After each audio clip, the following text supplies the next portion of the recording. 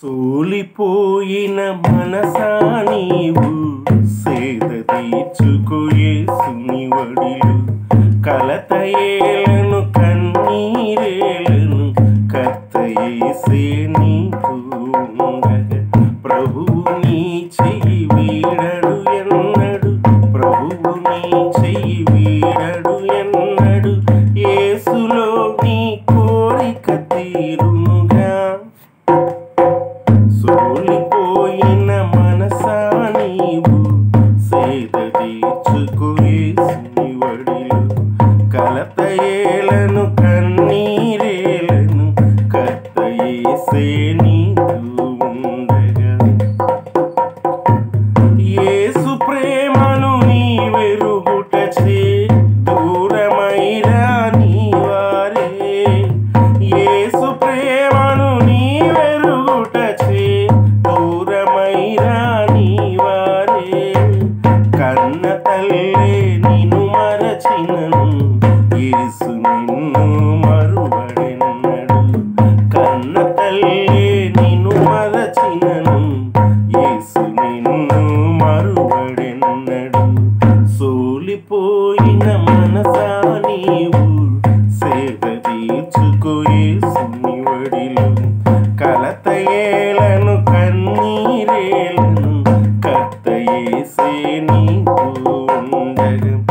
ఎంతకాలము కృంగిపోదువు నీ శ్రమలనే తలచుచు మనసా.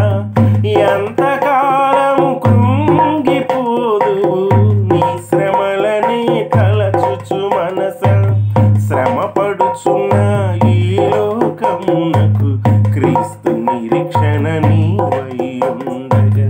శ్రమపడుచున్న ఈ లోకమునకు క్రీస్తు నిరీక్షణ నీవై ఉండగా. సోలిపోకుము ఓ ప్రియ మనసా, సాగిపోయిక యేసుని బాటలు. సోలిపోకుము ఓ ప్రియ మనసా, సాగిపోయిక యేసుని బాటలు. కలత వేడు ఆనందించు, కలత వేడు ఆనందించు. కర్త యేసే నీతో ఉండగా. సోలిపోకుము ఓ ప్రియ మనసా, సాగిపోయిక యేసుని బాటలు. కలత వీడు ఆనందించు, కర్త యేసే నీ తోడుండగా. కలతకు ఇక తావే లేదు, కలతకు ఇక తావే లేదు. యేసు కోరికనే నెరవేర్చు. హల్లెలూయా. సో ఈ పాట చాలామందికి తెలిసి ఉండొచ్చు. పాత పాట, చాలా పాత పాట. అయితే ఈ పాట ఒక అర్థం ఏంటంటే, మన కష్టాలని గుర్తెచ్చుకుని సో మనకున్న పరిస్థితులను బట్టి భయపడిపోవడం కాకుండా సో దేవుడి మీద ఆధారపడడం మనం నేర్చుకోవాలి. సో మనకి ఒక మాట ఉంటుంది కదా, సో మీరు దేని గురించి చింతింపుకుడి కానీ ప్రతి విషయంలోనూ ప్రార్థన విజ్ఞాపన చేత కృతజ్ఞతాపూర్వకంగా దేవునికి తెలియచేయాలి. అప్పుడు దేవుని సమాధానం మన హృదయాలకి మన తలంపులకి వస్తుందట. సో మనం ఏం చేస్తామంటే మనకున్న పరిస్థితులను బట్టి మనం కంగారు పడిపోతూ ఉంటాం, భయపడిపోతూ ఉంటాం. సో ఏం చేయాలో తెలియక.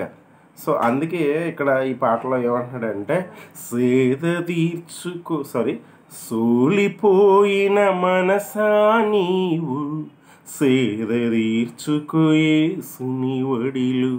కలతయేలను కన్నీరేలను కర్త యేసే నీతో ఉండగా. ప్రభువు నీ చెయ్యి వీడడు ఎన్నడు, ప్రభువు నీ చెయ్యి వీడడు ఎన్నడు.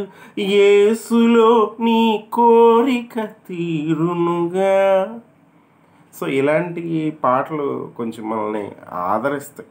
సో మనకి శ్రమ కలిగినప్పుడు సాతాను మనకేం చూపిస్తాడంటే శ్రమను చూపిస్తాడు, దేవుడిని చూడనివాడు. సో నువ్వు దేవుడిని కనుక చూడగలిగితే నీకు శ్రమ కనబడదు, నమ్మకం కనబడుద్ది, దేవుడి మీద ఆధారపడడం కనబడుద్ది. సో మనం బైబిల్లో చాలామందిని చూడొచ్చు, వాళ్ళకి కలిగిన కష్టాల్లో వాళ్ళు దేవుడి మీద ఆధారపడ్డారు.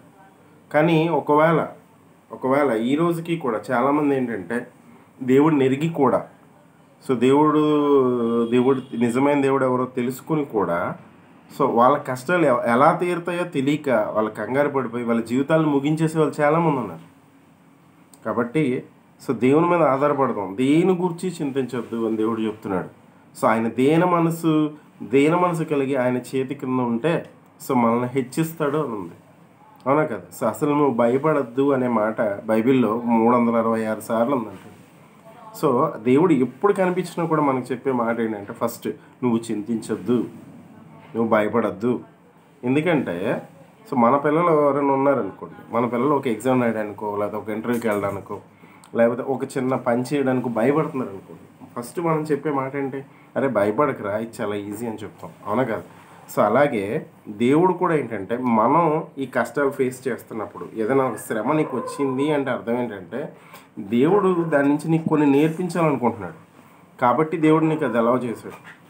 ఒకవేళ ఆ శ్రమ వెనకాల మనకు ఖచ్చితంగా లాభం ఉంది, ఓకేనా? అందుకే అంటాడు శోధన సహించేవాడు ధన్యుడు, వాడు జీవ కిరీటం పొందును అని.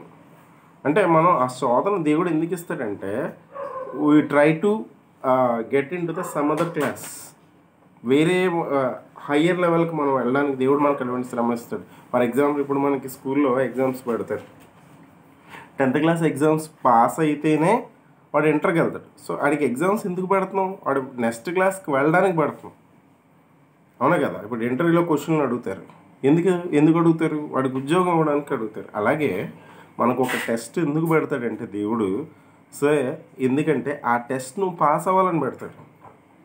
కానీ కొంతమంది ఏంటంటే భయపడిపోతూ ఉంటారు, ఏం చేయాలో తెలియక అన్ని దారులు మూసిపోయినాయి అని అనుకుంటారు. కాబట్టి దేవుడు ఏమంటున్నాడంటే దేని గురించి చింతించొద్దు.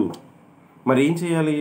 ప్రతి విషయంలో ప్రార్థనా విజ్ఞాపన చేత కృతజ్ఞతాపూర్వకంగా దేవుడికి తెలియచేయాలంట, ప్రభు నా పరిస్థితి ఇది, నాకు పరిస్థితి ఇది, నువ్వు మాత్రం నాకు సాయం చేయగలవు అని దేవుడి మీద ఆధారపడుతూ దేవుడిని కనుక మనం చూడగలిగితే so definitely we will be get the good position from that burdens.